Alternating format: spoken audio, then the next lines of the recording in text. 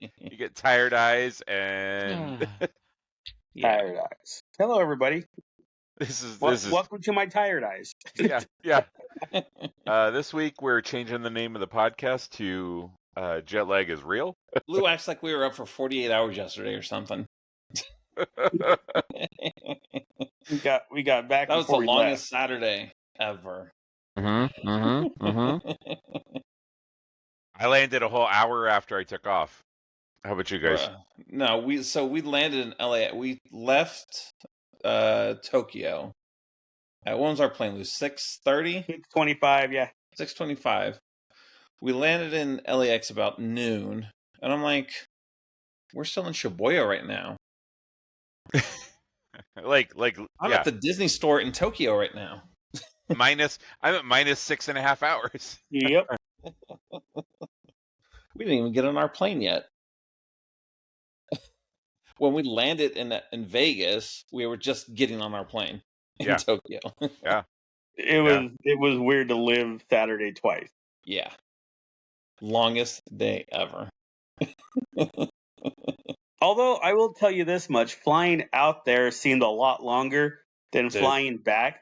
I understand it was like an hour, maybe 45 minutes of actual flight time difference just because of the tailwind and all that.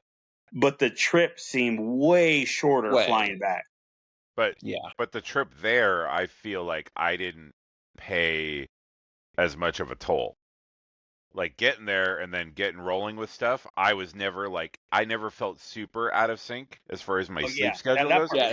Coming back, it's been 4 days and I'm still like, where am I? Who am I? What? What?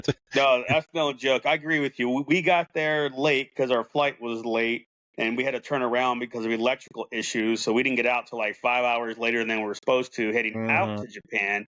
But having landed, got to the hotel, checked in, sleep, everything, it was good to go. There was like zero jet lag whatsoever. But coming back, y'all can see my eyes. I'm just like, I've probably slept 10 hours since I woke up today.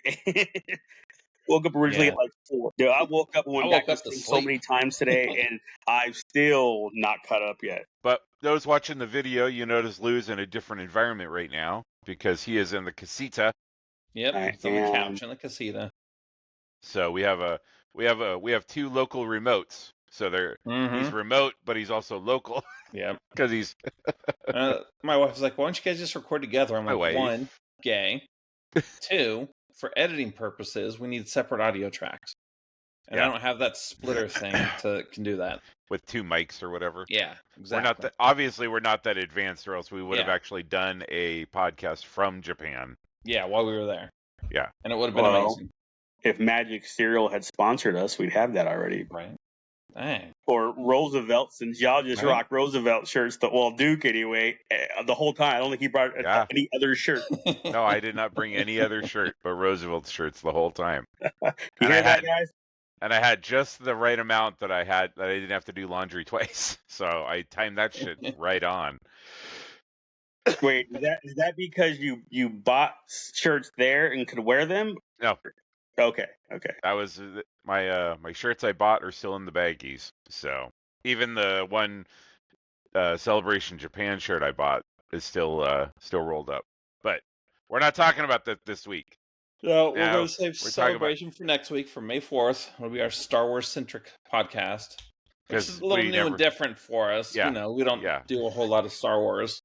Or anything at all. I mean, nobody's wearing anything Star Wars related. Not at all. Yeah. At all. It's kind of a nerd thing, but you know. We didn't go watch episode 3 today. At all. No. Nope. I mean, Lou didn't sleep through episode 3 today. I did stay awake for that. Jack's wife did not. Nope. She was awake for like the last 5 minutes.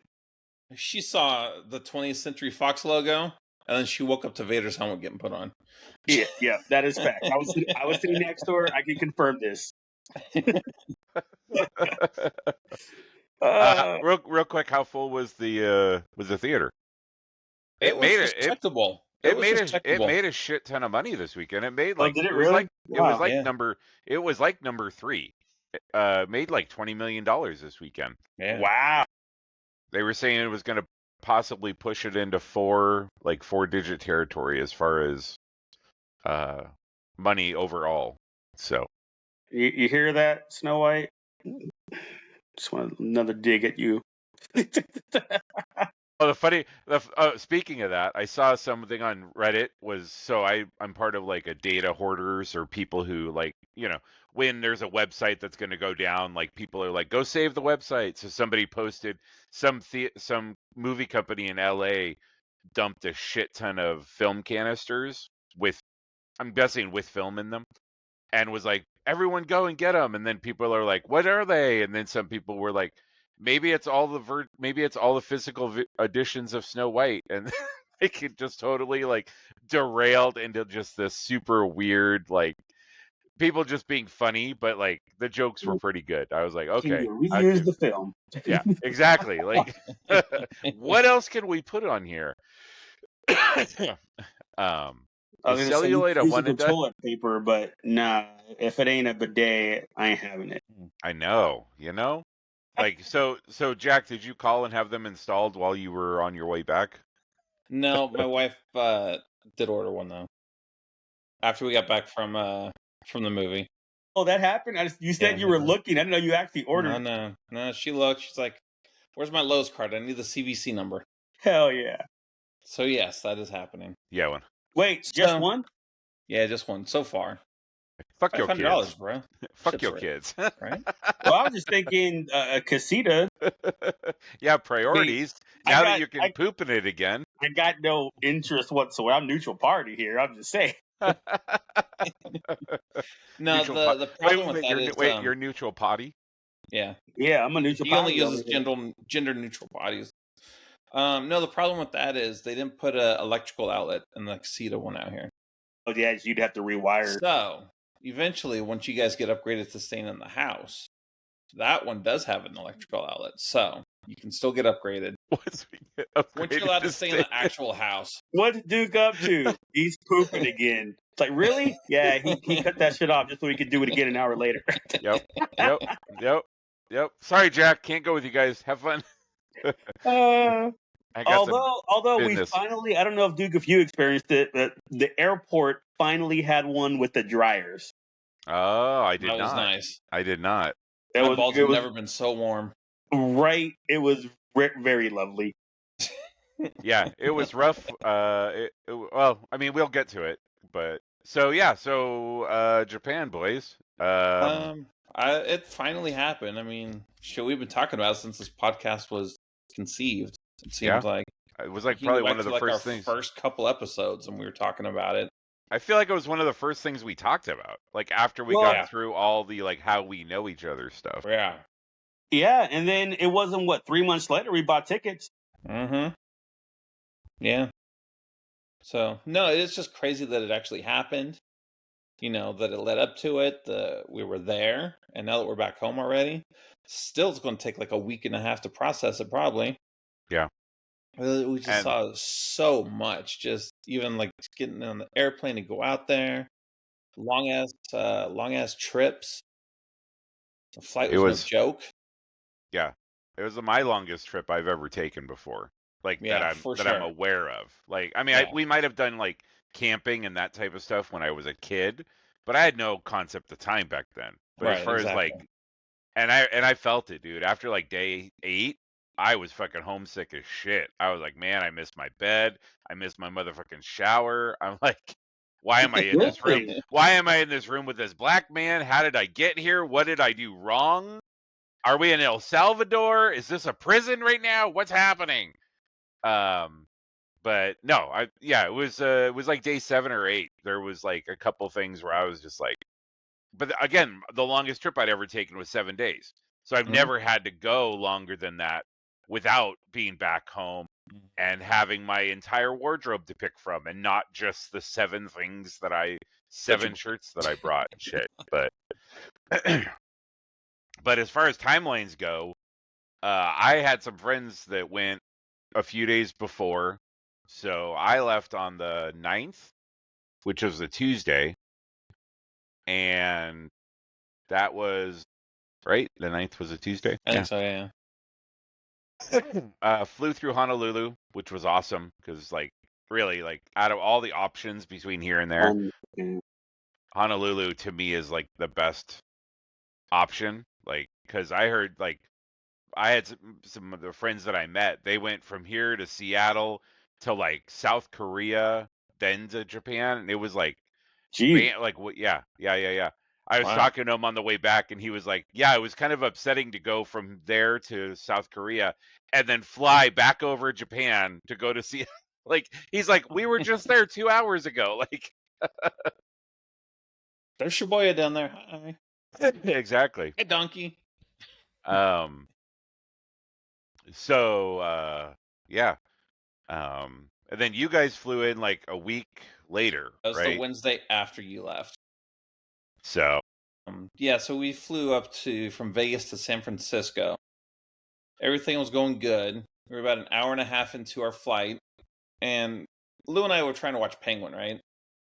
But the monitors and the lights and everything kept cutting out. And then the pilot's like, sorry, y'all. We got some rats in the electrical outlet or some shit. So we got to go back. We had to circle to burn off fuel so we didn't blow up when we landed. So, and then the next plane left like 2-3 hours later. So we were late as fuck getting in. It messed up picking up our badges, trying not to train the first night like we wanted to. But that still worked out fine. It did. I mean, it was annoying. It didn't ruin anything, though. I mean, you know what I'm saying? Like, we made a celebration on Friday, right? That was the point. Right. Sir in 34G, please unplug your Kindle. You're screwing up the electrical for everybody. We need to turn around. It really did work out, though. It was super inconvenient in the sense that we were supposed to land at just before 3 o'clock, so we could make a celebration, test the train system, do all this stuff. We didn't land until 8 o'clock. So it was when all was said and done, it was a 5-hour difference. But the point was to test the train system and to get our badges. But like Jack said, when all was said and done, we did all that Friday morning. We were there early enough Friday morning to get our badges, and it did not change anything about us entering the Celebration store, because that was the first goal, was to get into Celebration store and all that. None of that changed. We were still like the first 5 minutes when the store opened, we were in. Yeah. End of the day. Yay, boo. Yeah. I mean, so annoying, but it didn't change anything. It's, we probably would have been in the exact same spot in for sure. the line at the store. Like, where we were at the store line, it wouldn't have made a difference if you guys would have gotten all the badges the night before or not. 100% agree. They might not have even had our pin stuff ready yet. Yeah. So I mean, I would have had to go back later to pick them up later. So it was fine. One of the people that met us there, he didn't even pick up his stuff till Sunday. They like sent him an email on like Friday night, Saturday morning saying, "Oh, your stuff showed up. You better be down here, bro." Nah. Yeah. Well, because it never showed up. Like, it hadn't shown up yet. And so there was I think there was a bunch of stuff from the store itself that didn't show, but we'll talk about that later. That's next week's problem. That's next week. But that being said, your flight delays didn't the train eventually was able to be figured out. I think that come yesterday when we left, we were pretty damn good at the train. Once, we had a couple of hiccups, wrong train going back home at night once or twice. But it was a quick... It wasn't even wrong train. It was getting off in the wrong stop. Yeah. Yes. So, well, that's the thing that I realized. Like, I mean, living here, when you go to get on a train, it's like the same train at the same station all the time, right? Like, you go and you're at the station. Yep. Whatever train that shows up next, you get on because it's going to the exact same thing. Yep. That is not the fucking case in Japan at all. If you're like, if it says on Google Maps, wait 5 minutes, and a train pulls up and you get on that train, you done fucked up. Yep. And you're about to find out, because all of a sudden you'll be like, wait, this name does not fuck.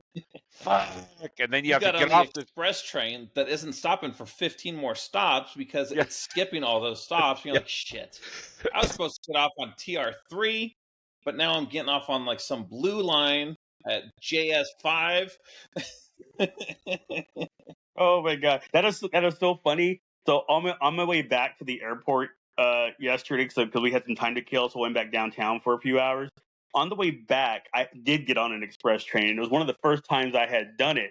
So when it didn't stop after 7 or 8 minutes, I'm like, did I fuck up? I had to All look of a sudden, down. Like, all of a sudden, no, losing Osaka. Wait, what the fuck? How did I get? dude, I had no idea what was going on, but it said, but then the announcement kept saying it's only going to stop at stops 11 and 15 or 16, and I needed 16. So I'm like, okay, this is fine. But for 10 days, I've been stopping every 3 to 4 minutes, so it kind of threw me for a loop. So that is so true. Like Yeah. you're on the blah blah blah express. I'm like, okay, that Shit. explains why I'm not stopping. And I can just stay still. I'm good. The other part though is you got to make sure that you're on the like TR16 and not the KS16 or Yep. whatever. You know, like This one was the KK16. Yeah, it yeah, was. yeah. I was 1K short of being When stuck there. and on my way to the air, I mean, you guys, I think basically took the same way I did to the airport. I sat on that train for fucking 55 minutes, and I'm just like, is this right? I hope this is right. Like I took the Oh normal no, train. we didn't have to take a train to go to the airport. Oh, Because we were okay. at Disney at the Disney Yeah. hotel. There was a Yeah. bus stop outside, and you can get an airport limo. Oh, You just nice. pay the driver cash or your IC card. He picked us up, picked up our luggage. It was what 1,300 Yeah, for under adults. 10 bucks. Little Nice. one was like 650. Nice. Yeah, Okay. we All right. bounced, dude. It was Yeah. super easy. Yeah, And when I then we didn't when have to get on there with all our fucking luggage and stuff, so that worked out super well. nice. Yeah. All right, well that's a good bonus that they don't have at US based Disney Right? anymore. Man, I missed that bus at Disney Oh, I was World. about to ask you any more. That was the thing. There used to be a bus that would Yeah, pick you Disney up at World had a Disney bus. World, and then it was a nice ride. The guy would load all your luggage. He'd pull everything off. They got rid of that, I don't know, half a dozen years ago. I did Yeah. it once when we stayed on property for a celebration, and it was super nice because you just basically walk out, you look for like the Mickey Magical Express bus or whatever, and then Yep. you go like if you show them your ID and they say, oh, looks like you're going to Disneyland, you're staying at this hotel, get on bus 2. You get on bus 2 and you just it drives they drive you Wow. right to the lobby. It's actually All it right, was that's very cool. cool. Yeah. So that's cool that they have that in Tokyo Mm. for you guys, like because I Yeah, know when I because look. we were. I'll be the first to admit we're a little bit stressed and out. Like, how are we gonna get all this? Do we need to get a taxi, the big ass taxi, and Yep. pay the $200 to go? So Jack was looking up stuff when at the end of the Tokyo Sea night and shopping night. I was Mm. back at the hotel and he was checking on his end. I went to guest services on our end. I'm like, hey, here's the situation, and the lady pulled out a little sheet, like a quarter sheet of paper, of like, oh, Haneda? I'm like, yeah. She's like, oh, here's the schedule. You pay the driver 1,300, 2 bags per person, blah blah blah. I'm like, oh, well, shit, we're good. And there was like Mm. 10, 12 different times you could take throughout the day, Mm. and it was like, okay, problem solved, we're good. Yeah. No, and then in the morning, the homegirl just walked us right out there. She abandoned her post on the Disneyland hotel and just walked us to the bus stop. Dude, they Yep. do that. They straight abandon their posts in Japan. They'll be like, "We want to make sure that you have the best experience between my desk and the curb." Yep. Yeah. She That straight up happened. did too. That happened multiple times where we would be in like a lobby or something, and they'd be like, "Oh, you want the shuttle? Let's get you out to the shuttle," and they would like walk you out and wave, and like you were like, "Damn! Like, what did I?" Yeah. Both hands. Both hands. um, but yeah, so so I landed like a week before you guys did. So I had already done a bunch of shit and been sick and gotten better in the window of time before you guys even Right? You got lived there. a whole life. Yeah, exactly. Exactly. With multiple times saying I live here now because nothing in Japan is built for a person of my size. Mm-mm. Yeah, I don't know how Jack being fucking 10 foot tall and like Lou and I being larger Americans, like yeah, I don't know how I would have a hard time I think living there. Like it would because there's just enough of like a side like Mm-hmm. building out difference that Bruh, you would walk so fucking much you would lose half your weight in a year. I would be disappeared, dude. I'd become the mechanic, fucking Christian Bale, and just be like, I literally my belt buckle thing. I actually moved the notch by the end of my trip. Yeah, mine was at the end. I couldn't tighten it anymore, and it was falling down, which is weird. It is not. I don't have a Dickie Do belly anymore. I look down, I'm like, oh hey buddy, it's been a minute. Long time no see. In Japan for 2 weeks, and we're all right. So I guess that's our weight loss. It's our diet program. I just traveled to Japan for 2 weeks every 6 months, and we'll reset everything. Eat all that healthy food and walk everywhere, like 6 miles a day, man. It was fish and rice. I'm good. There was Well, I'm not kidding. When I get back to Colorado, that might be a thing. I'm just like, well, I'm already used to walking 6 miles. Comic-Con's coming up. I may as well just keep walking it. Nah. Look, hey, it sounds good. Let me just throw that out there. It's a goal. It's like, at the very least, I'm not gonna lie, I probably will do the simple shit, like the 1 mile walk to the movie theater, like on Tightwad Tuesday. As long as the weather's okay, I might just walk there and back. There's 2 miles right there. Because again, I don't have the I guess the watch thing to let me know how much steps and all that. But I'm fairly certain that last day was, I think Jack said he did almost 6 miles that day. I'm pretty sure I did the same thing they did, just walking around, hitting different magic shops and whatnot. And honestly, I can't say I felt it. It was like, all right, I'm just walking here, walking there. The end of the night, I think just with everything piled up, I'm like, oh, yeah, I guess my feet do hurt a little bit. Oh, at the end of the night, for sure. But when it was happening during the day, it was like, okay, I need to walk here, need to walk to this station, need to walk here. It was like, okay, but you're right. End of the night, it was like, oh, yeah, I walked a lot today. I'm glad I doubled it. Like, I bought a 3-pack of cushions for my shoes before I left, and they got used. At the end of the night when we're sipping on our lime sour or our Yazoo sour. Yuzu. There we go. Yuzu fruit. Ugh. Yeah. This is lemon. Nope, it's not lemon, it's grapefruit. No, it's lemon. No, it's grapefruit. We were having like fucking rap battles at fucking 1 a.m. Right. What this lemon what the had a fruit baby was. with the grapefruit, and that's what a yuzu fruit is. But yeah, I think we tried a different beer every night. They do love their sours. And the white beer. The beer that was just named White. It literally, it's a Kirin or whatever it was, white beer. It's like, all right, I don't mind a white woman on my lips. I can handle a white beer too. Let's do this. I think that was night number 1, actually. Yeah, I bought that for you when I was waiting for you guys to show up, I think. Or you were? You guys had left. Was that the one you needed the ice for? No, that was the sour. Yeah, that was the sour. You bought it when I met you down the very first night. Yeah, because he wasn't there yet. Because we had checked in, and he was like, no, I'm still like 45 minutes out. I'm like, cool, I'll see you in the morning. Yeah. Glad I'm here. Bye. Good night. Long day traveling with kids. I'm going to bed. Got to get up early. I'm like, okay. Yep. Because somebody made the plane late, and I couldn't do stuff in the morning. But yeah. So I guess we'll just kind of like I'll talk about what I did before, and then you guys can talk about what you did after celebration. Because celebration is the whole reason we made the excuse to make this trip in the first place. Lou, I think, was already kind of talking about it, but this like firmed up dates and firmed up a window for it forced the hand. I was going to Japan no matter what, but I had no idea when and no real plan of how that was going to happen. Then once London in 23 said, hey, so next celebration in Japan, it was like locked in. I guess now I know where I'm going. Yeah.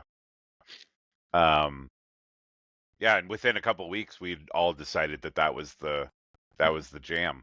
Yep. So I guess like 2 years ago, really, right? We kind of started talking about it. But I mean, we didn't actually start like making plans and buying plane tickets. Yeah, we waited until we got tickets and shit. It wasn't real until that May 4th weekend when the tickets went on sale in 23. Yeah. So yeah, so my flight went through Honolulu. I had a couple hour layover. I landed in Tokyo at Haneda. We actually did both airports, which is pretty crazy. I think again, that's something that's different, right? Like, I mean, if we lived in like New York, if we lived in New York or we lived in a couple other the big cities, like we might know what it's like to have like multiple airports. But the fact that you guys flew into a completely different airport in the same city, and both of them were international airports, to me was pretty wild. So I flew into Haneda. You guys flew into Narita, right? And then I had my friend that I was going to stay with the first night pick me up, and we went and got food and went and like I was good. I'm like, let's go get some food. Let's go, do whatever. We went to his local bar and hung out that Lou got to experience at the end of the week, so we could talk about that when we get to that point of your conversation, of your part of the story. Sorry, Jack couldn't join us. I think Jack would have had a good time there too. Next time. That was Hello Kitty Day, bro. I was done. No, I know. And that's why I'm saying, like, you would have had fun, but there's no way in hell you would have, like, that was not in the cards. And turns out our definition of futon and what their definition in Japan of futon is completely different. They should just refer to it what it is, which is a dog bed.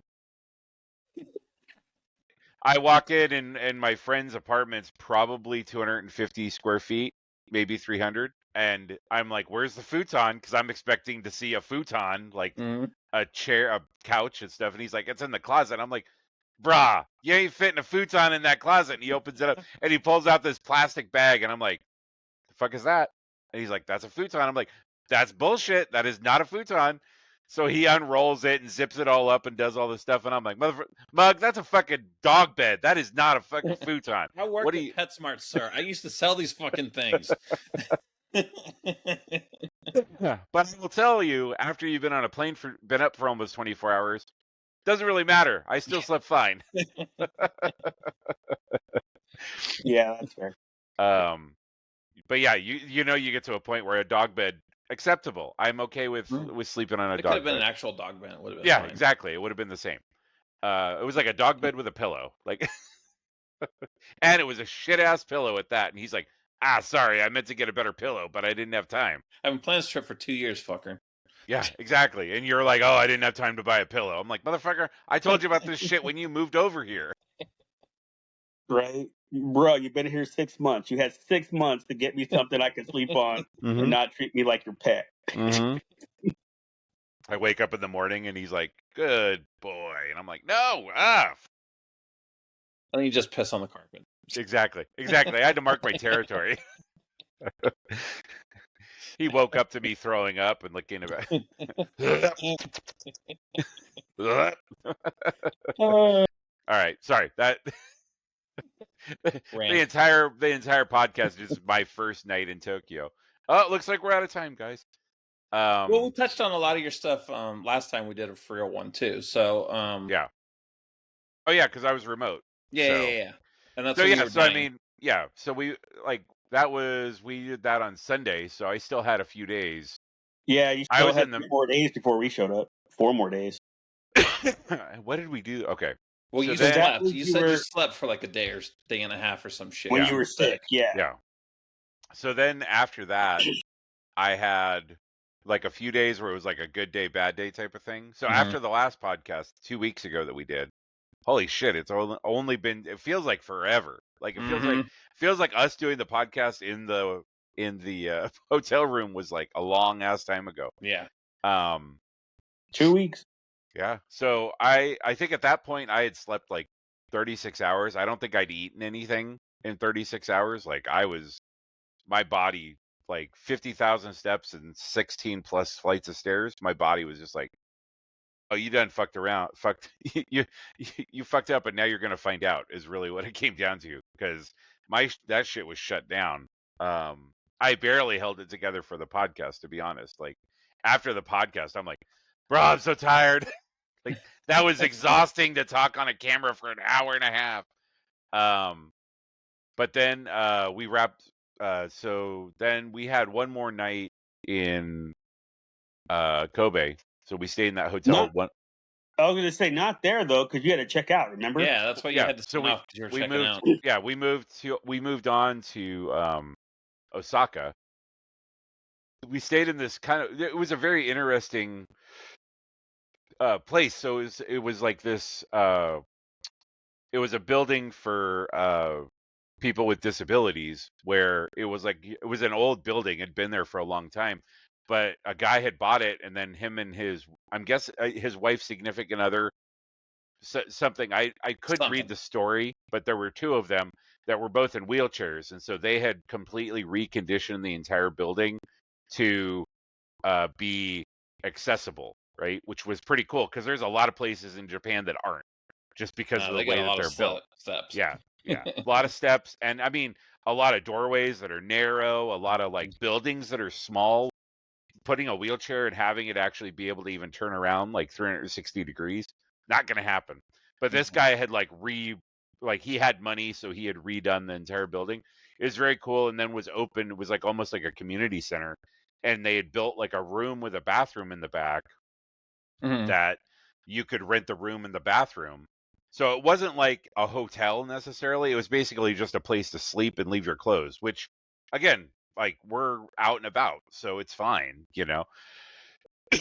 and the money that you're paying is going towards helping support them to develop the building and develop programming and stuff like that. We met some guy who had like an automated wheelchair, and he had built all of his, like, his chair did like a bunch of shit because he had built stuff into the chair himself. Like, even though he was disabled, he was like, again, he was fine in his head. Like, his head, he could hold a conversation and everything, but he was just physically was not able bodied. And so, but he had made his wheelchair, like, he had built stuff and installed it on his wheelchair to help him do things like communicate and that type of stuff, using like NFC and that type of, like, he could pull up to the computer and the computer would log him in, type of thing, because it knew it was That's him. cool. Which I thought, and he had done all of this on his own. Like, I mean, again, he'd had help, but again, his brain, he was like, no, no, no, I still can do all, like, I know what I want to do, right? And so it was really cool. It was kind of one of those things where it's not an experience you would have gotten just in a normal, like, going and staying at a hotel, right? And so, yeah, so then that night we had our second or third, do you have a reservation? Which, again, because you can never, like, in Japanese culture, you're never wrong. They're never going to get upset with you. We went to this place, restaurant's completely fucking empty. We walk in and they're like, "Do you have a reservation?" And we're like, "No." Like, but, like, there's two of us, like, and then the guy's like, looks at the tablet and he's like, "Hold on." And he goes and gets the manager, and the manager comes out and he's like, "Do you have a reservation?" We're like, "No." No. And then he's like looking around the room and he's like, "Can you make a reservation?" And we're like, "Dude, it's fine." Like, this was them telling us that they weren't going to seat us, basically. Like, but they won't go and just say, "Hey, no, sorry." Like, they're like, "Well, we don't really have room because we have other reservations," right? Because there was a whole thing, right? It was the teppanyaki place, so it had the grills in the middle, and the chef would come out and do that. So I think they didn't want to have a chef come out and do all the fucking bullshit for just the two of us, right? Like, and we were like, "No, it's fine. Like, we're cool. Like, all right." But they'll never just tell you, like, "No, we don't. We don't." Basically, we're not going to serve you, right? Like, but they do all of this, like, theater. This happened a couple times while we were in Japan, where they would do all of this theater to, like, make Say it we don't have seem room like, for you. "Man, we have done everything we can to get you seated," and you just go, "Okay." So that happened a couple times, but that was the first time where it was like pouring rain, and you're like, "Motherfucker, I just want to drink at a fucking hamburger steak. How hard is that?" Like, but I mean, that did push us into going to a teppanyaki or a izakaya, which ended up being awesome because it was one of those, like, 9 seats in the back alley, like halfway down an alley, you would never see it from the street. Like you had to like know it was there to go there. The guy was super cool. I was sick as shit, but they had the best French fries. Fucking A, dude. Japan has the best fucking French fries. I don't even know some what it potatoes is. out there, dude. But dude, and they were just regular French fries. They weren't crinkle cut. They weren't like julienne. They were just French fries. But you didn't eat for 36 hours either, That's so fair. that could have been shit, and you were just fucking hungry. Right. Because that was us in San Francisco. No. Yeah, when did we eat, Lou? And we had that. Oh, yeah, it was when our plane got delayed, right? So we're fucking hungry. And they gave us airport credits or whatever. We're sitting there. They brought out the ketchup for our fries that hadn't come yet. I'm like, that ketchup smells good as fuck. All of y'all smelling that ketchup like it was the best thing in the world. Like they literally, I'm not smelling it, but they are all four of them, and they're just like, oh, I can smell the ketchup. I'm like, I can smell the ketchup. Jack's like, all right, I'm giving it 5 more minutes, and my little one's only going to have one arm for the rest of her life. Right? Because I'm going to be eating that shit with some ketchup. I'm just pouring ketchup on that motherfucker and going to gnaw it raw. I don't care. Man, I actually forgot we went to that place, actually. Jack is making lines of ketchup on the table and just snorting it, just like, oh, God, put it in my veins. Rubbing ketchup on his gums. Yeah.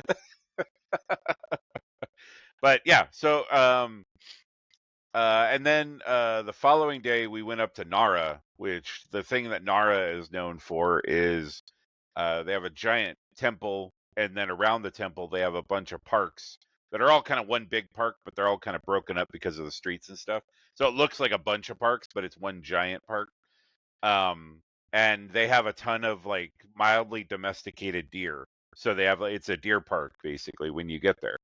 And so we did that the following day, and that was that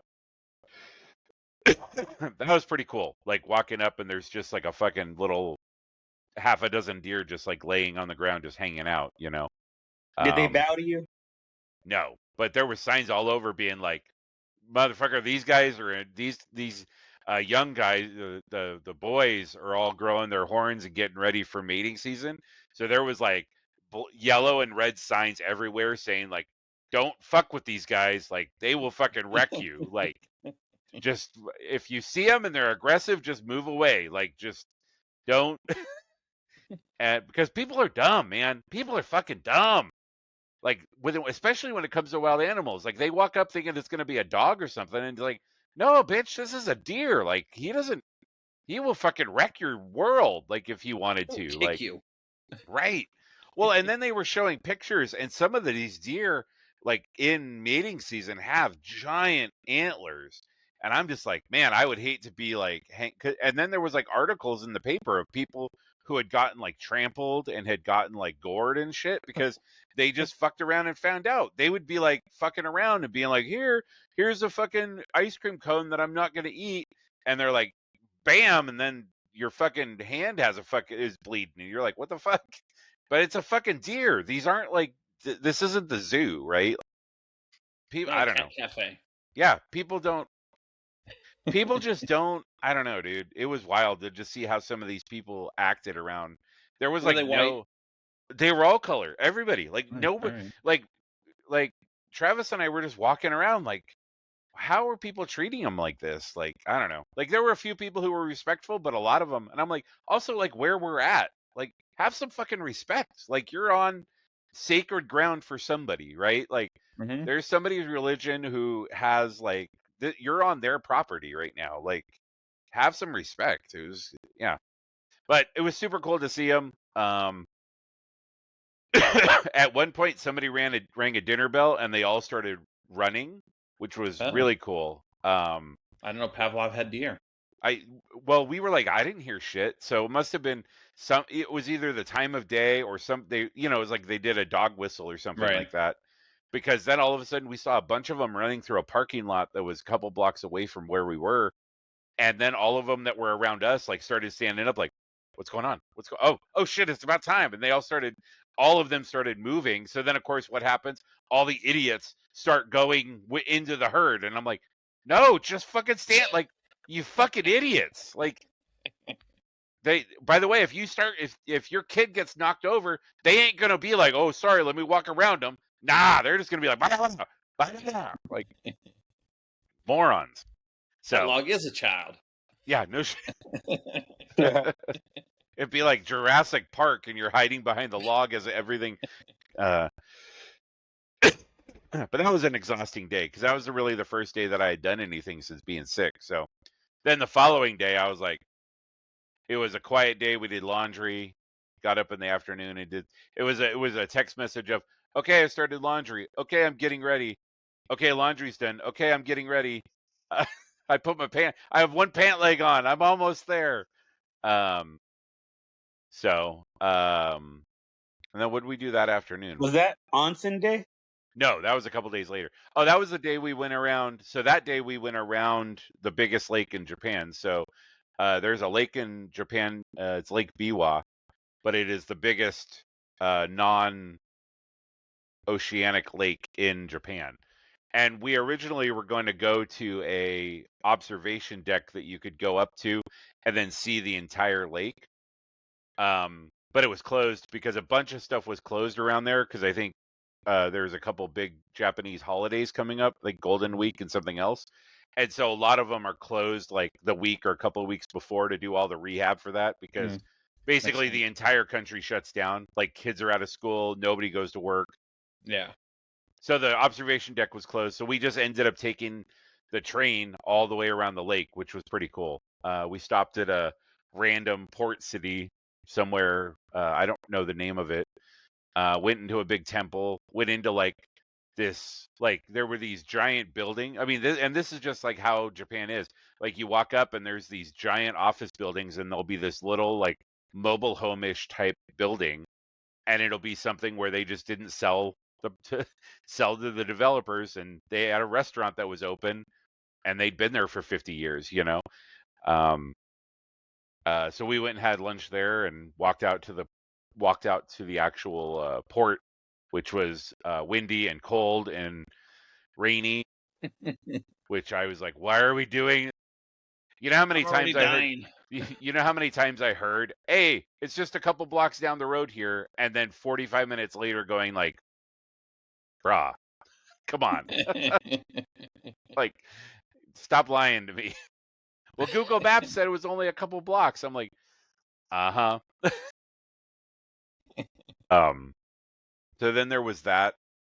After that, we made our way. I think then at that point, yeah, it was like Wednesday, and so we went to Hanake after that, and that was where the onsens were, and that was an experience. If you've never been to an onsen before, it's definitely it's. I mean, I would say everybody should try it once, just to say that they've done it.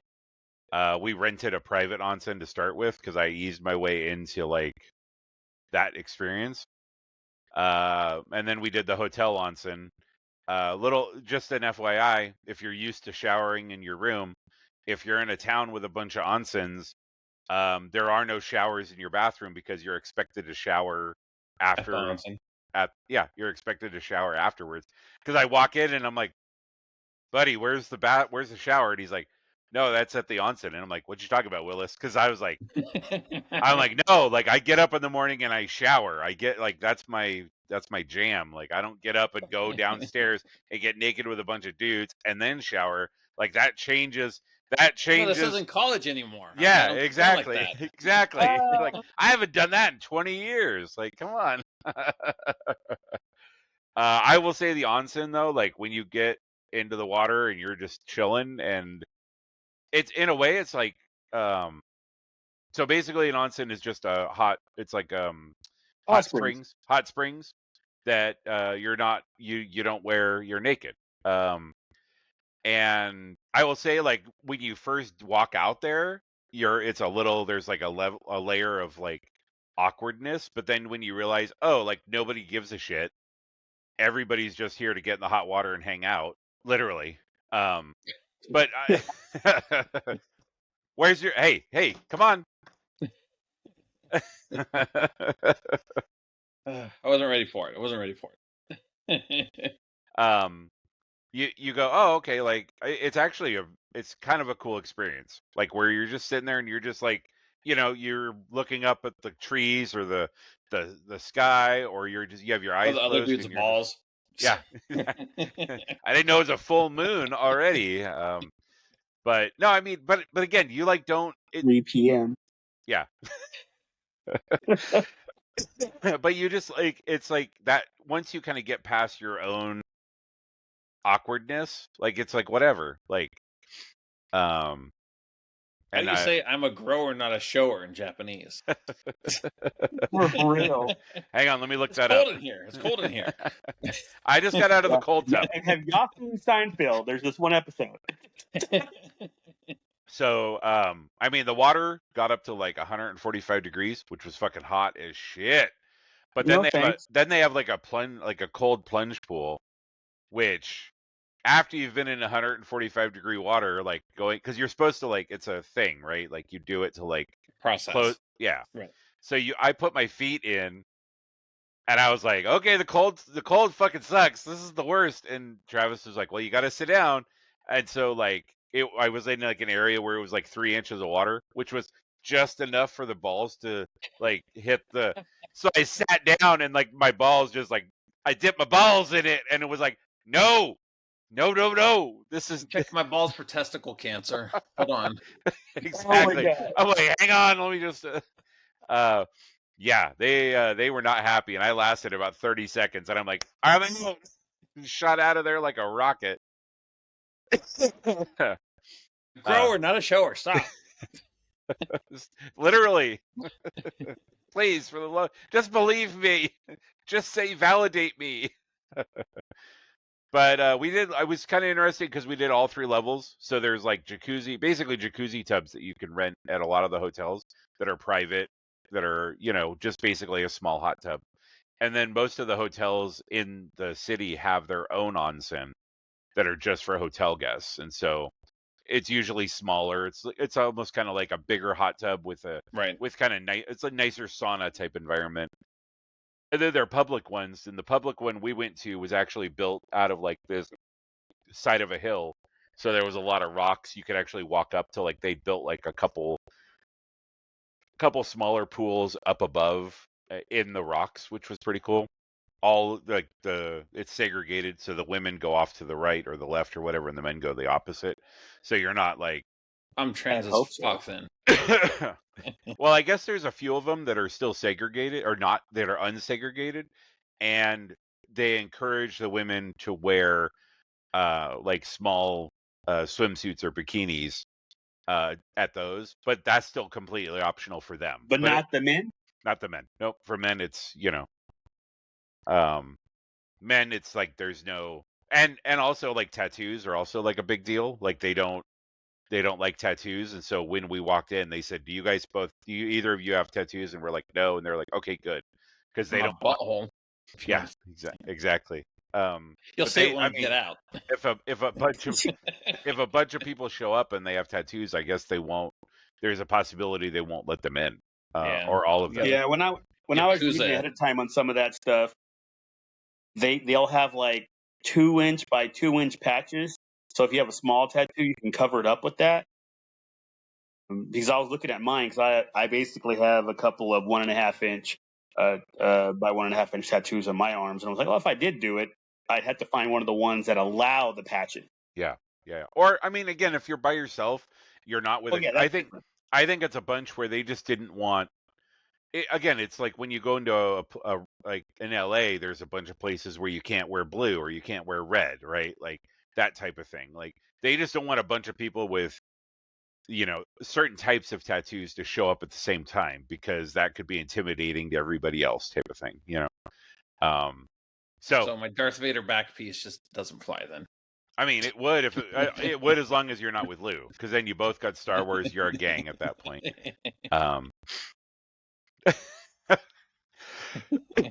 And then we went down and picked up the badges that afternoon on that day, or picked up the badges that I could pick up. Yeah, it was, ran into some 501st guys on the bus and was like, good, glad to see that even internationally you're still a bunch of D-bags. But Yeah, then we picked up the badges, and then the stuff that happened next week, or stuff we'll talk about next week, all happened. And then Monday, you guys, Lou had left Sunday night to go to Osaka, and then you guys had went to Hello Kitty Land. Hello Kitty World. Sanrio Poro Land. And then I just hung out, and then went and met up with Travis in the afternoon. We did some stuff that won't be talked about on the pod. And then we met up with Lou and took Lou to a Chinese restaurant that we had found.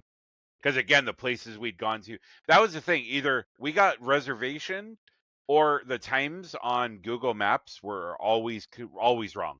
I think only once or twice did we find a place that we went to that was actually open when Google Maps said it was open. It was like our first, like middle of the day, we were in Hanukkah, and we're like, this place looks really good. It has like pork ramen, blah, blah, blah. It's like 4.7 stars in the town. So we walk all the way up there, which is like, it was probably 3/4 of a mile up the main road. We walk up there, middle of the day, closed, windows are dark, shades are drawn, and we're like, really? Like, the fuck?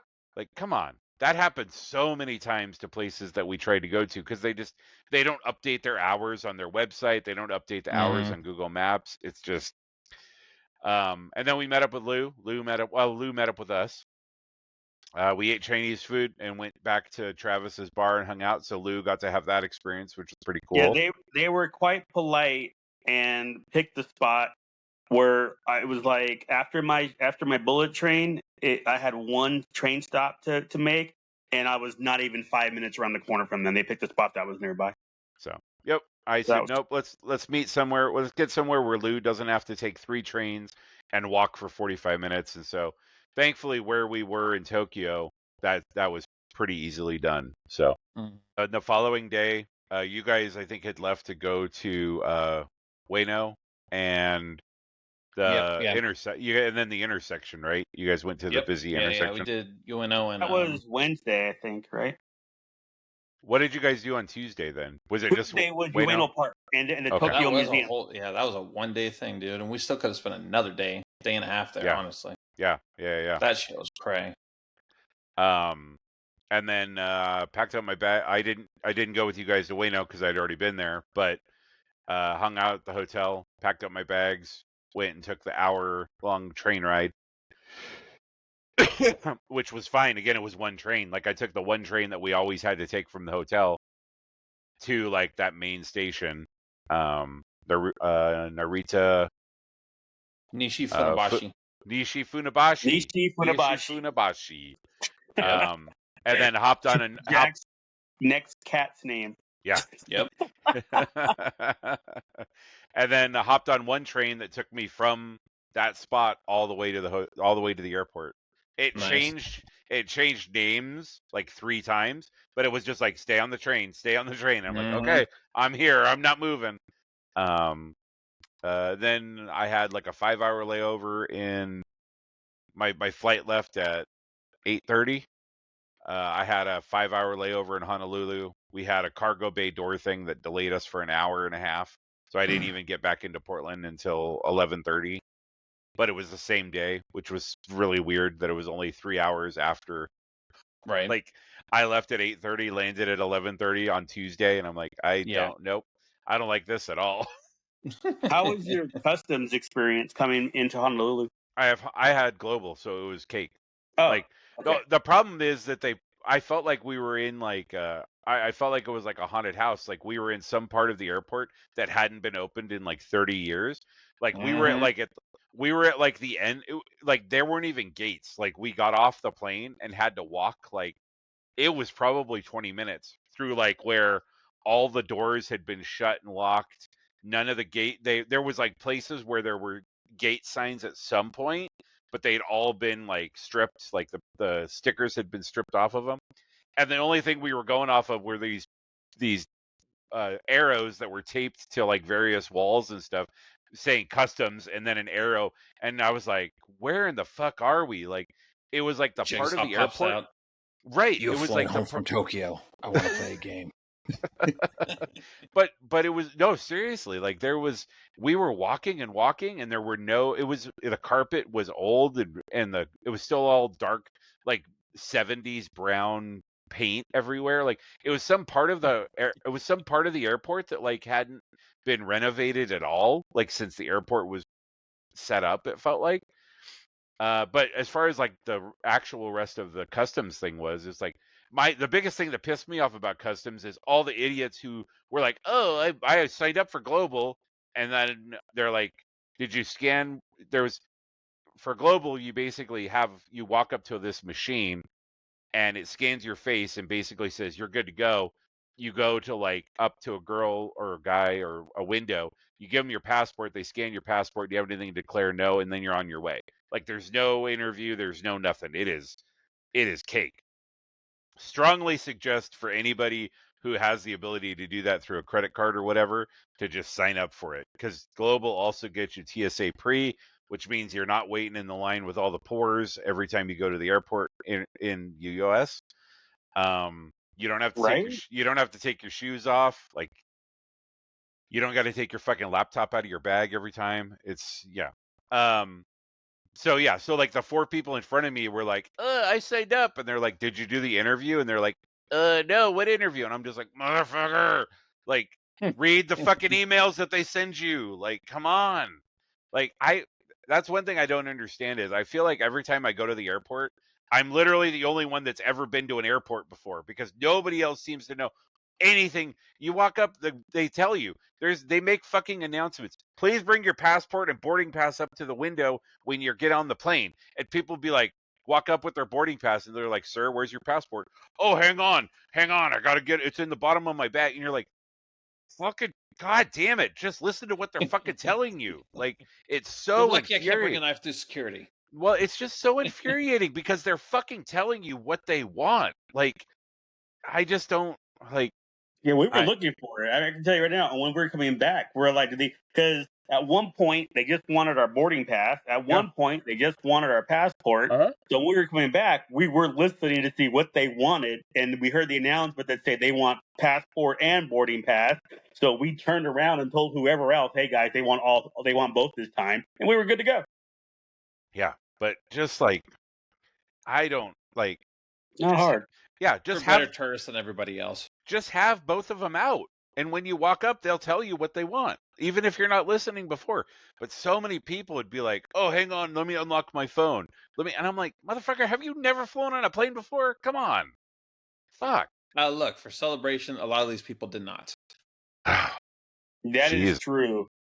I mean, we'll get to it next week, Jack, but I believe you said 70% first timers. Mm-hmm. Man, well, yeah, and if that was my first time going to a celebration, sorry. So next week we'll talk about that. We'll have our bullet point list of complaints that we're gonna. That's your tease for next week, people. Yeah. So then that was my trip. I landed 11:30 on Tuesday night, and I'm still suffering with the jet lag. Back to work on Wednesday, and yeah. So okay, so then any particular thing Celebration notwithstanding, any particular thing stand out for you? And I'm going to guess it's going to be the Onsen because you bought a damn robe. I did buy a damn robe. No, the robe was super comfortable. I will wear that on a podcast. It would be it's so I know it stood out for him. Yeah. Oh yeah.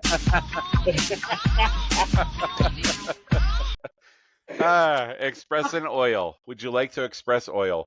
Express oil. Allegedly. Allegedly. What do you mean, Duke? I'm not following. Neither did I. neither did I. That was the problem. I'm like, So no, I think was the highlight here. No, I mean, there was a few things. Like the food was all. I mean, there wasn't any bad food. I never had even the food that was like mediocre, like where it was just like ramen, where maybe they could have done some. But yeah, even like the ramen where you're like, I probably would have done some more to this. I didn't hate it, right? Like there's times when I eat food here that I'm like, this is fucking disgusting. Like do you even know what you're like? what you're doing. But there, I did not have one meal where I was like, nah, I'm good. Like, well, when half the meals are from Lawson, that makes it easy. they do have 5 types of chicken nuggets. And we tried them all. We did try them all. Also, all the prices of everything, amazing. Like, just like the price of the food, the price. We checked our bags, right? Because we had to check out at Disney at 11, right? So we're like, well, fuck it. We'll just go to the airport. We'll check our bag. We'll put them in the locker or something, right? They didn't have lockers for, what do we have? Like 7, 8, 9 9 bags. bags. So they have like kiosks. So the one dude was full. He sent us somewhere else, and we're like, "Fuck it! It doesn't even matter what it costs, right? Because we want to go do shit." So Lou's up there handling. He's like, "Dude, that was like $50." Yeah, it was 700 yen per bag for like 9 bags. So basically $5 a bag, and it was like done. Yeah. Easy. Yeah. It was more expensive because after we were done with that and we were roaming around, we did see some lockers. The lockers were just about 600 yen, or whatever it was for one, and it was like, wait, it's $5 a bag. When he said, I was expecting, I don't know, 1,500 yen or something, $10 or whatever. He said 700 yen per bag. I'm like, we got 9.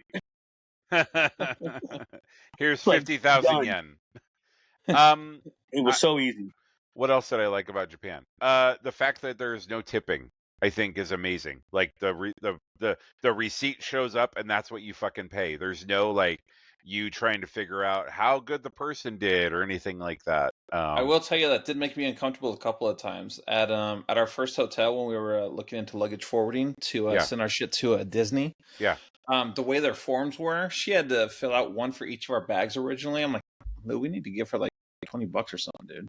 Yeah. Mm-hmm. Yeah. And then homeboy that drove our bus from Disney to the airport, he loaded the bus, he unloaded. I'm like, we have a 5 to give him. This is weird.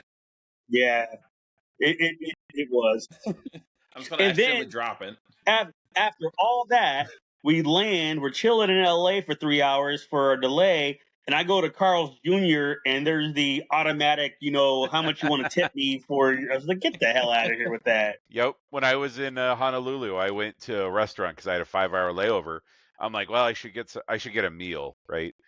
The food on the airplane wasn't bad, I will say that, but it also wasn't a lot. Right. Like it was small, like very small portions.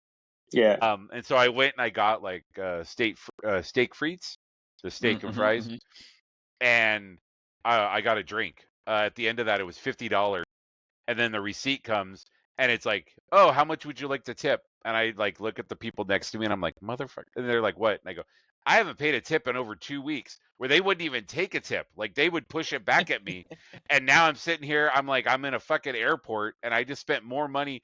$50 would have paid for like 2 days worth of food in Japan. Everything at Lawson's, dude, more than 2 days. More like than I could, I could have bought I could have been like, house is on me, and it would have been $50. Like. I think I don't think we spent $50 on that night we went to 7-Eleven and had the 3 fucking giant bags of food that we took back to the hotel.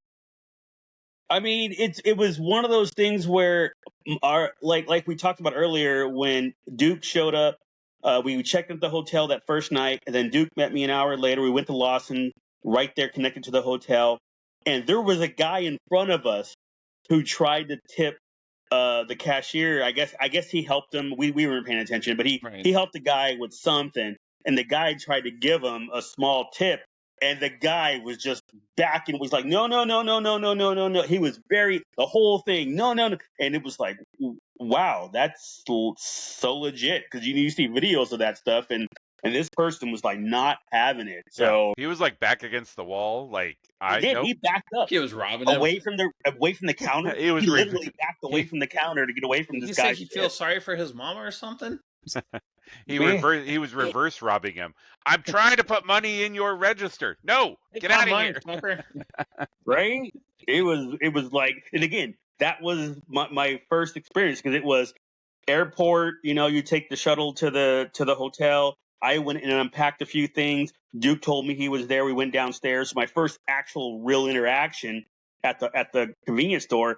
And dude, right there, we go buy our stuff. We're in line, and damn, that happens again. And the cashier is like, no. It's wild how every single 7-Eleven / 7-Eleven of adjacent store, which is Family Mart and Lawson. Family Mart, Lawson, and 7-Eleven, I think, are the big three. Convenient. All Fuck of them. Family Mart, though.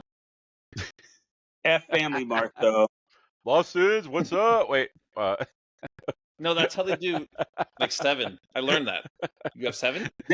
That's a good point. Fuck Family Mart, though. They would do 5 and put 6, 7. They would do it this way. Like this, fucking them all. But the fact. But the fact that all of them, like, you would walk into just a random one in the middle of nowhere, and they would have a giant hot case full of fucking chicken and like skewers, and they had hot drinks. My wife gonna get like a hot chai every night before bed when she figured that out. Yeah, that was different to see the hot plate what do you mean of drinks. I will say, the Himeji Castle was pretty stunning. Like, they had done a very good job. That's and the fact they hadn't rebuilt it's the one castle that had not been completely rebuilt in Japan. And it's been around since like the 1500s. So they did a very good job of setting all that up. That was a lot. That was like 25,000 steps that day. It was a lot. But also being there when the cherry blossoms were in bloom, I got some fucking amazing pictures of the property. With the trees all yellow and pinked out. Yeah, pinked out. So I mean, I'm very happy I did the trip overall. There were highlights. You know, even like Hiroshima was pretty. You know, I shared that with you guys at the podcast a couple weeks ago. But even Hiroshima was pretty moving. Like there was. There was a lot of memorable stuff that happened. So I'm glad that I did it. Hell yeah, man! Hiroshima was the bomb. Fuck it. You already used that in the text chat, Lou. Not here though. Not everybody he's sending out worldwide. Yeah. Yep. Too soon, Lou. Too soon. You had a very explosive time. It was awesome. We're gonna get shadow banned. There's gonna be a lot of fallout from those jokes, Lou. Like we're not already shadow banned, Lou. Come on. Oh, like you haven't already gotten a shadow ban somehow. Oh man, you're the one with this cock out in front of a bunch of other strangers. That sounds like jealousy to me. That's beside the point. This is Lou right now, green as fuck. Yep. Lou, like, I want to do that, and I want to be able to do that and not get arrested for indecent exposure. It was one time. So yeah, I mean, overall, I think the experience was pretty amazing. Even getting sick in the middle of it and stuff like that, and being able to kind of power through. Yeah, I mean, the Star Wars stuff, to be honest, was not. I mean, it's not. It's on the list, but it's not. I don't even know if it's in my top 5. Like, to be honest with you, as far as like stuff that happened while we were there. So, yeah. All right. So then you guys showed up Thursday. We did Disney. I ended up going my way. You guys were there for like another week. So what happened after? Well, from your perspective, your trip. So Monday, the girls and I got up. We took it was like a 2-hour train ride or something. 1 or 2 switches. I don't. This was after celebration.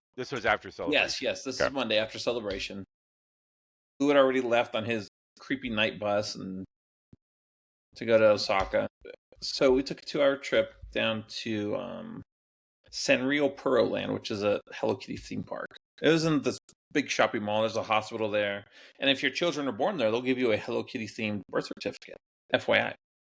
Real quick, because I'm looking at the receipt right now, is this motherfucker went up in the fucking Skytree. What's up? Yeah, and was 80 feet away from the window. Shut up. I was still up there. God damn it. That's all that matters. The elevator. He's like, cool, I'm going back down. Yeah. The last second to last night, so Sunday night, we went to the Sky Tree, which is like the tallest thing in Japan or in Tokyo. And so you go up at elevator. Well, since I left. Yeah, since you left. Yeah. And again, that's only when you're growing. Right. Just got to jump in real quick, but 350 feet is the one elevator. Then you take a second elevator to go up to 450 feet.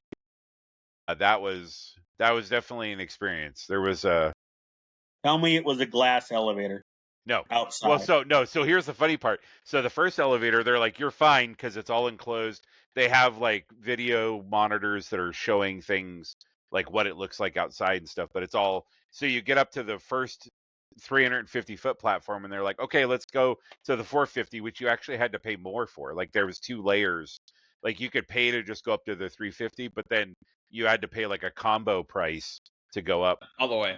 So I'm at the front. I'm at the front of the elevator by the doors as we're going up to the 450, and all of a sudden, like we hit this window where I am just looking down, and I'm like, "You motherfuckers!" And of course, my group was like, "Oh, sorry, we forgot that part of the elevator was glass," and I'm just like, "I fucking hate all of you so much right now."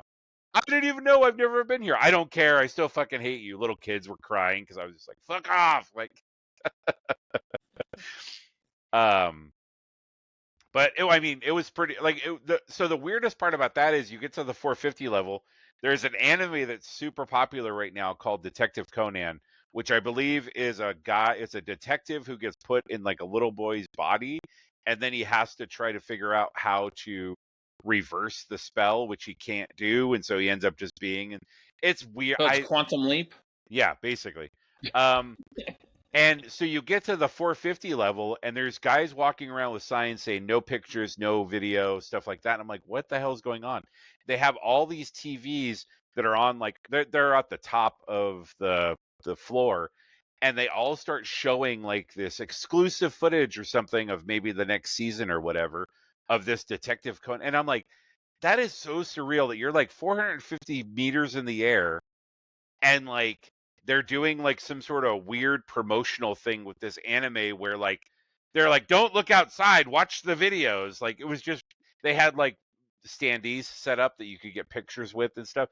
It was just very weird because like like here you wouldn't go up in the Empire State Building and expect to see like an alien Earth, marketing thing, right? Like you're going to go up there and look at the skyline. So to go there, and yeah, so sorry, I just saw the ticket, so I forgot to share that when Lou was asking what my favorite part was.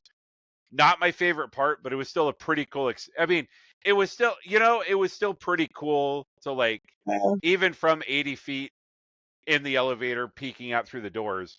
It was still pretty cool to be able to see like all of Tokyo. Like that was kind of a trip. So yeah. So Jack, you went to Senrio Land. Yes. So it's a Hello Kitty theme park. I think they were trying to compete with Disney at one point when they opened it. There's only like 3 rides, I think. The best way to describe it is probably one of those casinos in Prim, where like Buffalo Bills, probably, right? Where they have like an amusement or circus. Like there's this big play area, right? But you're like, if I go around the corner, there's gonna be slot machines. I know it. There weren't though. That would have been hilarious. Pachinko, yeah, Pachinko and slots. But it was cool. The first thing we did was the most popular thing there. It's a boat ride. I have no fucking idea what the story is. There's this bunny dude that's pretty cool named Cinema Roll. He's like making cinnamon rolls and shit, and then like he gets an invitation to like Hello Kitty's coronation or something. So then the boat ride takes you through all of Hello Kitty's friends as they're getting their invitation to the coronation, and it ends at Hello Kitty's coronation. I guess she's a princess or some shit. I don't know. I don't speak the language. And the second ride was like a car ride. You rent a car from the Hello Kitty with the black hat. Karami? Karami. I have no idea what happened with that one. I asked my big one, I'm like, dude, what happened? She's like, it was just like Hello Kitty dudes popping out. They're saying some shit. Another one pops out. You're like, all right, cool, I guess. I'm glad that these aren't ticketed rides because I have no fucking idea what's going on. They give you a quiz at the end, so right. Like, you can buy souvenirs if you can explain what happened. Right, I'm leaving empty-handed. Thank you. Souvenir shop is completely full because nobody understands. Even people who understand the language are like, "What the fuck is going on here?" The third ride they had was Cinema Roll again. And he like built this plane that shrunk, and then like you're flying around. So it is kind of like Star Tours, Honey, I Shrunk the Kids, and fucking Buzz Lightyear Astro Blasters all rolled into one. So you're sitting in this seat. It's a motion seat. It's moving around. You got this light, this magic wand thing. It's like shooting at shit. And then again, you end up at a fucking party and everybody's happy. I don't know what happened. How long was the wait for these rides? So when we first came in, the first thing we did was the boat ride, right? It was like 40 minutes. That shit got up to like 2 hours at one point. Wow. Yeah, wow is right. Yeah.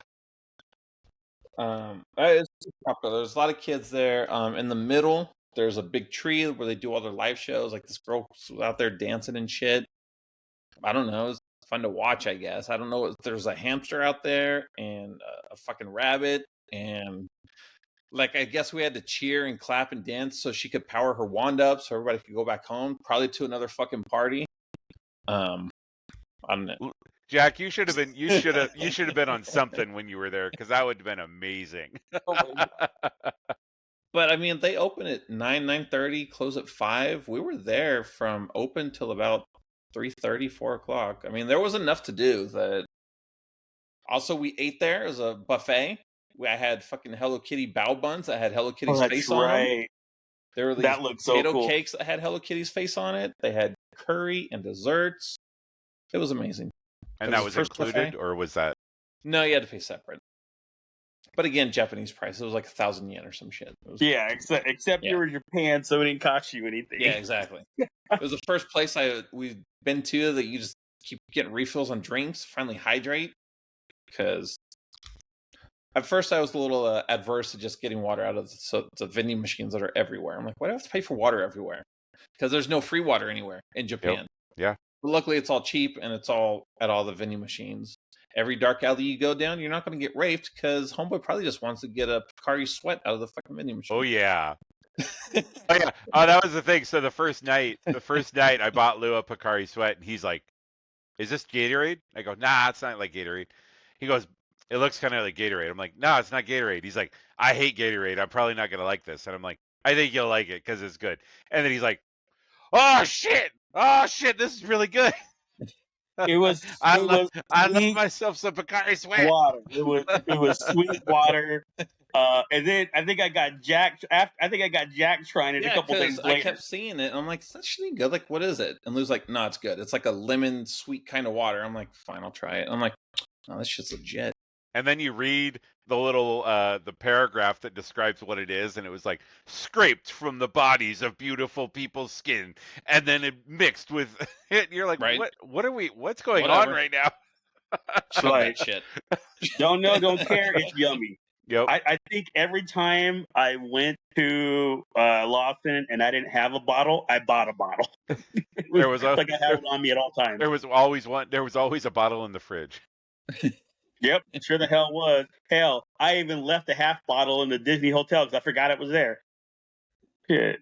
But yeah, I had it almost every time. Matter of fact, even today, we went to Daiso here in Vegas, and I picked up a bottle. True story. Oh, man. I went back to the cooler. I'm like, Lou, they got it. They got Pocari Sweat back here. Sure did. And I was like, oh, okay. I nonchalantly just walked around the corner, grabbed it, and went back to the candy aisle. And ran back to the candy aisle. Like, can I get a case of this? Where do you guys keep it? Mm-hmm. But yeah, souvenirs were bought at Hello Kitty Land, obviously, if you know my children. And my wife even. She got a lot too. After Celebration, I was pretty much done buying shit. I did not buy much after Celebration. Yeah, there was a lot of stuff. I don't think I did either, actually. I was just very satisfied with what I bought at Celebration. Wait. Donkey. Okay, we'll get to that. I was gonna say, like, I didn't buy much. I'm like, wait a minute. Don't forget about Donkey. So again, the theme park was like in a strip mall kind of thing. So they had a Taito arcade. Taito, like the video game company, right? So like, well, let's go check it out, right? And that was the first time we had seen like a bunch of gotcha machines. My little one, that's all she wanted to do the whole time we were there. So we stayed down there. We got a couple. I found the Star Wars one, so I got a Vader out of one of them. But I didn't have a lot of cash change on me that I didn't want to change at that point, so we didn't get too much. And then we took the train back. I only found one Star Wars gotcha the entire time, and I looked at 100 gotcha machines. Like, I was looking at every single bank that we walked by. What airport did you fly out of to go home? I was gonna say Haneda. Airport, bruh. Fifth floor in Haneda departing. They have a whole store. It was just all gotchas.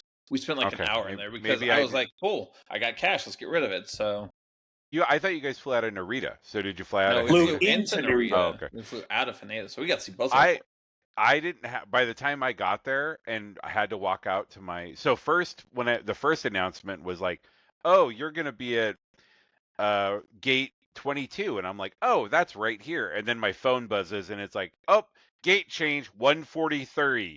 And so I had to walk. It was literally the last fucking gate at the airport, because I'm walking and I'm fucking walking, and I'm like, then the stores, like when you get to the point where the stores are closed because nobody's fucking out there, and I'm like, bro, come on. What did I do wrong to end up at the end of every single fucking airport's like I have my IC card. Where is the train at? Yeah, exactly. So I didn't have time to like go through the airport and go and do those things because I was just like, I had to walk.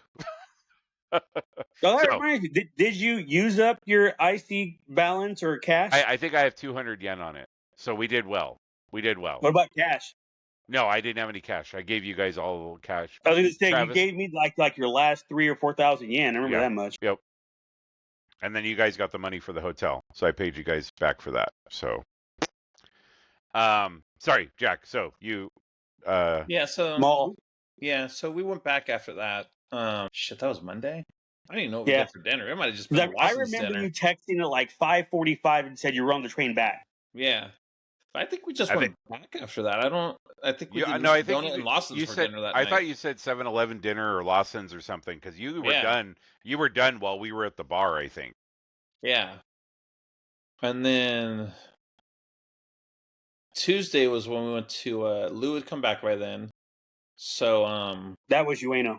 Yeah, so then we went to Ueno Park. It was only an hour train ride, which wasn't bad. Everything's about an hour train ride from where we were, honestly. So that was kind of cool. It was like a big ass park. They had the biggest koi pond I've ever seen in my life. These fish were everywhere. There was a little shrine in there, so we went in there, checked that out. At the end of the food, there was the I didn't step up there. Was that the one that was like at the end of like the food carts? Like you had to go down this giant, giant row of food carts, and then you're like, oh, the shrine. Yeah, yeah, that's the one. It's a really nice park. I like that park a lot. Yeah. We walked around a little bit. This motherfucker was walking his monkeys, bro. He had 2 monkeys on a leash. Happened. It was the weirdest thing. And you didn't send me any pictures? A little one, she's like, can I pet the monkey? And he's like, nah. Monkey no like people. Yep. He did say that. He said it like that, too. He said, monkey no like. Bad date. Yeah, right? This monkey will fucking poison you. So then we went into the Natural History Museum. Tokyo National Museum. Yeah. So they had a bunch of like shit that they got from China, like a bunch of Buddha stuff. They had stuff in there that was like 35,000 BC, dude. It was probably the oldest thing I've ever laid my eyes on. I mean, it's just like little like tools or some shit, but even the all the carvings and stuff of Buddha and everything are like pretty BC, honestly. Then we got up to the samurai exhibit. That was cool as fuck. I don't know why the swords didn't have handles on them though. You know what? I thought about that. My guess is if these were older ones that they dug up and not transferred, whatever the case may be, it's because the material just deteriorated and only the metal survived. Yeah. That was my guess. Yeah. I think that's a good answer. Good answer. Good answer. But that was cool as hell to see like actual katanas and stuff, and the long sword, the katanas, the short swords, all of it. Yeah. Dude, I was disappointed that the one samurai armor they had was a replica, though. I want to see real samurai armor. Yeah, that sucked. It was cool looking, but I want to see the real stuff. Motherfuckers at the check-in booth at the airport were fucking checking in swords. Like, they would check it, and they would just put the tag on it, like your bag, and then just put it, like, in a bin that then they would send off to the... I'm like, what the fuck? Like, put it in a box or something. And they're like, nah, we just gonna tape the handle to the scabbard, and then we fucking just tag it and put it on its way. Well, those replica ones and all that, you can do that. But I looked into actual katanas, and that would take weeks to months to properly ship. Yeah. There's paperwork you have to fill out, all the stuff you have to do. It was, because I was like, I wonder. Yeah, it'd be like $4,000 or something like that. Yeah. Hey, if you want a Hattori Hanzo sword, you don't fuck around. Like, I mean, he doesn't just do one for anybody. Like, you got to have some vengeance on your mind for him to make you a sword these days. But yeah, we were at that museum until they closed. Dude. Yep. Yeah, they kicked us out, dude. And that was just one museum. Because the motherfucker we didn't even finish it. We didn't even finish that one museum. Because the motherfucker in the middle's got to read every sign. No, my oldest one was like that too. At one point, she just ditched us and did her own thing because she just wanted to take her time and read everything. She's like, no, bye, guys. Yeah. And you know what? Strangely enough, in Japan, I didn't feel bad about that. Like, if I lost sight of the girls, I was like, It felt very safe there. Like, even when we were walking around, like, the dark alleys at night and shit looking for food, I was like, I don't feel like I'm going to get raped or anything. Yeah. I mean... Maybe mobbed. The dark alleys, that reminded me when Duke was talking about that. I swear, just roaming around, there were alleys inside of alleys inside of alleys. It was crazy. It's a damn maze.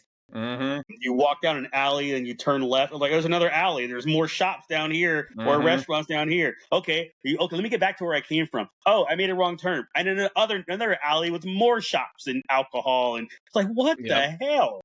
After a while, especially that Sunday night when I was in Shinjuku, I was like, let me just pull out my map because I don't know where the hell I'm going. I made a wrong turn in one alley. Now I was like, okay, now I'm back to the touristy section. I'm good. Oh, and the cigar bar. The cigar bar was also really nice. Oh yeah, that was our second night. Yeah, that was the first stop before the cafe that he knew, the bar that he knew. Yeah. Sorry. Please go on, Jack. So you spent the day at Ueno and the National Museum of Japan. And then what do we do? Oh, what do we do after that, Lou? That's what I was thinking. That would take you up to Wednesday. No. I'm trying to finish. What did we do after the Tokyo Museum? Oh, that's when we went to the anime district. Oh, Akihabara. Yes. That's right. We went from Tokyo Museum to Akihabara. Yes. That was kind of cool. And there was a donkey there that we went to. Yes, we went to our first Donkeyoti there. It was pretty cool. That song is catchy as hell. It's a tourist trap, though. I mean, they sell junk, honestly. It's a glorified dollar store, people. Yeah. I'm not saying don't go there. If you go to Japan, go, for sure. Yeah. Go to Shibuya, you will go to the Mega Donkeyoti. 100%. You guys didn't take me to the Donkeyoti. You left. Didn't you go to Shibuya? I didn't go to a Donkeyoti, though. Oh, man, they have the biggest one in all of Tokyo, though. It's the mega one, bro. Okay. Bro, your boy held out on you. Yeah. He took you to Shibuya and didn't take you to Mega Donkey? Wow. Yeah, he took me to the oil shop. That he did. You got an oil change instead. I got a 42-point inspection. And none of those 42 points were my feet, which is what I really wanted done. I needed a 43-point inspection, and but no, I mean it's cool. It's excessive. I think a lot of stuff in Tokyo, probably Japan in general, is excessive because they like the big showy kind of. But they do have an adult section. Lou and I went in there. I don't think we were old enough to be in there. Correct. I'm almost 50, and I don't think I was old enough to see the stuff they had in that section. They had these statues. These girls were covered in cum. I'm like, why would you do the statue of that? But yeah, so many, replica body parts that you could use. I had never seen that many in one spot, and I lived in Vegas for 15 years. So, but weirdly, there were no like hentai films or anything. There were no videos. It was weird. That is a good point. Not much on the videos. It was just stuff like oils. Excess I oils. was expecting a whole section of just adult anime, and I was like, I might have bought something if they did, but I didn't see nothing. Yeah. You're like, how am I going to fit this this anatomically correct pair of ass and vagina in my baggage? Right. I was not expecting to want to buy this. Yep. Yeah, so this cake. Wandered. I think there was another surreal store down there that we went to. Oh yeah. Wait, was that day? Pretty sure it was. I think you're right. I think it was that night because I was like, oh, there's the Sanrio market, whatever it was called. Yeah. Yeah, that's right. Because they were going to close like 30 minutes later. Yeah. Yeah, it was that little dinky store. I just waited outside. Because that's where wife wife found her nice bag. Yes. Yeah, she got her little Hello Kitty side purse. And I picked up for a coworker who's really into into karami. They had a Ueno specific keychain that you could only get at that store, so I grabbed it for her. Shit. I think that was another Lawson's dinner night, or was that the night we went to the sit down place where we had to order from the table? I feel that was that was the next night. Yeah, that was Shibuya. I thought. Yeah, I think that was just another. Or was that KFC? About the buffet? The buffet? Yeah. No, you had KFC when I was there, so that wasn't. Yeah, we had KFC when he was still there. Monday night, I think, maybe. Yeah. No. Yeah, I think that was another Lawson's dinner. Was that Sunday night when you had KFC? That might have been Tuesday after that. I don't know. You were there. You're right. You were there, wasn't he? Yeah. So I remember you guys talking about it. Saturday. I think it was Saturday. Because you left Sunday. Because I remember wifey being disappointed in the KFC, if I remember correctly. Like it did not live up to expectations. Yeah. It was Saturday. You're right. Yeah. Because we left kind of early from the con. So yeah, I think it was just another Lawson's dinner that night.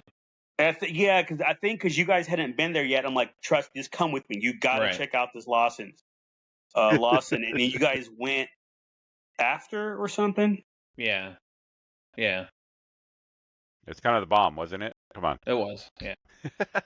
Way better than 7. Way better than 7-Eleven. I'm like, I could have a tuna mayo onigiri right now, and it's not available. It's a macaroni salad.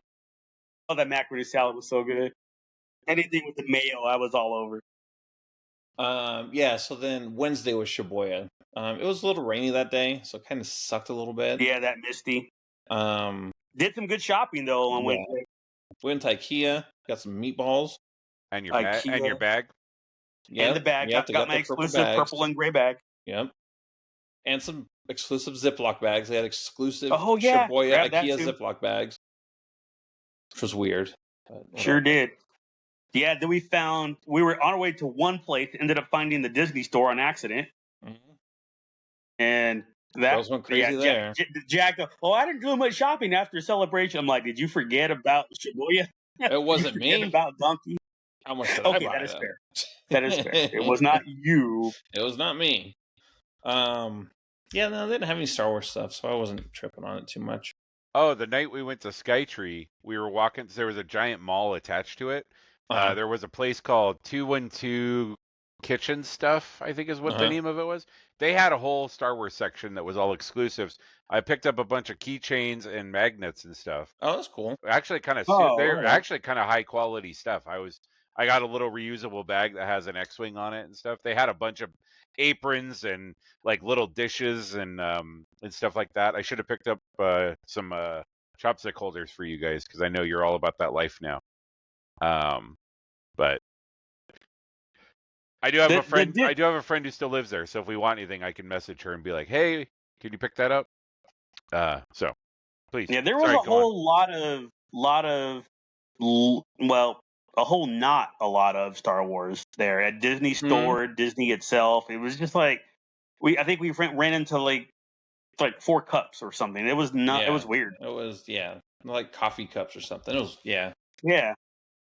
But yeah, Shibuya is just a huge shopping district. So yeah, Disney Store, IKEA, the Mega Donkey Cool people call it Donkey. So if you hear us say Donkey, that's what it is. Those were cool. Cat cafe. Yep. So the girls wanted to do a cat cafe, so we spent about half an hour up there. It was kind of cool. You put 100 yen in a gumball machine, and you get some treats to feed them. Those cats are all super chill too. Like, you could go pet them. They didn't want you picking them up and squeezing them and rubbing them, naming them George. But they had fun. It was a quick half hour though, so I guess that was fun. And then we met Lou over at the Nintendo store, which was crazy. The Pokemon store was even crazier. Mm-hmm. The line was crazy. Even if I wanted something, I don't know that I wanted to stand in that line to get something. Yeah. No, a big one was like, hey, they have this plushie. I'm like, we can get it online. She's like, oh no, I just looked it up on my phone. It's not on there. I'm like, I'm not waiting in that line. This store sucks. And it was hot and humid in that store specifically. Oh, the Pokemon store, right? Yeah. The Nintendo store was fine. Pokemon store was hot, humid, and a line that was probably an hour and a half long. Yeah. F that noise. So the Mew at the entrance was pretty badass though. He was like in a big old test tube with his arms crossed. It was pretty cool. And then there was the Capcom store across from those two, which was just all right. Capcom, and then a pop-up Minecraft store. Yep. And I think that's when we went to go eat. Yeah, that's when we went to this buffet place where there's like a list of 60, 80 items, like whatever a family style buffet where you just order and they just bring it to the table. Once we figured it out, it was good. At first, it was confusing as hell because nobody spoke American. And then a guy came over to our table and explained it to us. The guy working in the front. Our waitress didn't help us out for shit. She's like, "What you ordered? Nothing? Okay, bye." She's like, she was like not wanting us there at all. You have a reservation? No, we don't. We just walked up in that bitch. That reminds me though a little bit because like every restaurant we passed, there's always somebody out at the door trying to get you to. Obviously, they're yelling whatever they're yelling in Japanese that we didn't understand, but I'm guessing they were just saying "come on in to eat" or whatever. But almost every place that I remember walking by, there was always somebody yelling out the door to come eat there. But we were just looking for some place to eat, whatever we could find. And then we saw that list of all this different type of food. It was like, oh, variety. And how much? Like $20 a person? Done. It was pretty good. I mean, it wasn't sushi or anything like super great. Like we were looking for like authentic Japanese kind of. It was good. We ate good. The noodles were good. Chicken was good. Desserts were good. So it was kind of a buco de beppo where you'd order something and they would bring out like a big bowl of it that you would share. Yeah. Sort of, because some of it was like between 2 and 4 pieces of something, so you'd have to get multiple orders of something if you wanted. But you could because it was all covered, right? Yes. Yeah, it's all. So if we wanted, this only comes in 2 pieces. Well, we want 8 pieces, so we'll just get 4 orders of it. And that's how you ordered it too. You put each item had a number, so you wrote the item number down, and then dash how many orders of that you wanted. So it was pretty straightforward. Yeah. Once we got the hang of it after that first 10 minutes. It was pretty easy. Yeah. Then it was a matter of just get what you like at that point. It was good though. I liked it. And I would the first times we ate. Now that I get it, a restaurant, and we're on Wednesday now, right? Yeah, that was Wednesday. Was it Wednesday? Because was that your transfer day? That was Shibuya. Was that your transfer day going to Disney, moving from the hotel? No. We still got to stay there Wednesday night. No. We did have to go to Disney that night. That was because Tuesday we luggage forward that morning or something like that. Yeah. That must have been that afternoon because your luggage was still in the room when I left. So it must have been Tuesday night, Wednesday morning when you did it. That's what we're talking about. The Shibuya was Wednesday. Yeah. So Wednesday morning we did luggage forwarding, did Shibuya, and then went to go to the Disney hotel. Yeah. Okay. Which was a super nice hotel. It was big. It was. Had good shower water pressure.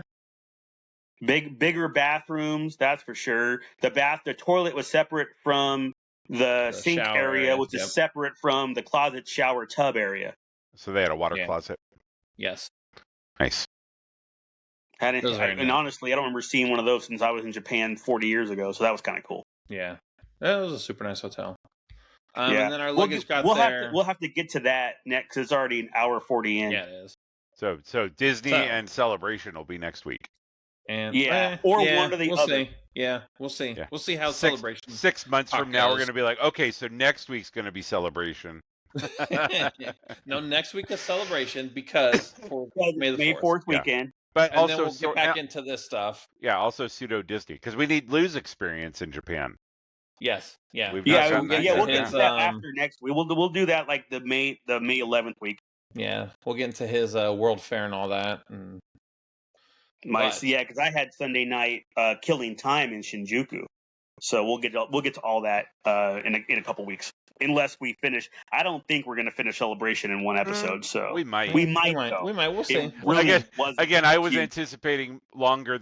I mean, again, you guys were there for really 2 days out of 3. Like yeah, really, that's like really 2 days were involved. That last day was just last minute pickup stuff, which you probably could have done on Saturday had you pushed it, but whatever. Probably. Yeah. Probably. But we'll talk about that next week. So yeah. When Lou is at home dealing with his second bout of jet lag. Oh man. Oh me, I don't know. I'll have 4 days to recover. When I leave back tomorrow. Should be okay. I mean, we'll see. We'll see how tonight goes. If I get to sleep, get up, head to the airport. Work on Tuesday. I will tell you, getting to sleep isn't bad. It's the waking up that you go to, like last night, I went to bed at midnight, was feeling tired, was like, good, I'll sleep until my alarm goes off at 9. Woke up, was like, all right, well, I'm awake. Look, 5:30. Motherfucker. There was, dude, this morning I woke up at 4. Yeah. 4:15. Wide awake. You're like, I was up until about 6:30, I think. Yeah. But yeah. So. But when I woke up again at I don't know, a couple times, 10, 11, whatever, I was still tired. I would sleep another 4 hours and still be tired. Yep. Wake up just because I had to pee. Yep. Which I don't understand how. I didn't drink anything. Old man bladder. For real. So, cool. All right, boys. Have yourselves a good week. Lou, good luck getting home. Glad you guys made it home okay. All right. Folks, thanks. We'll finish and get you the rest of our journey over the next couple of weeks. Yep. Stay tuned. To be continued. Next week. Same bat time, same bat channel.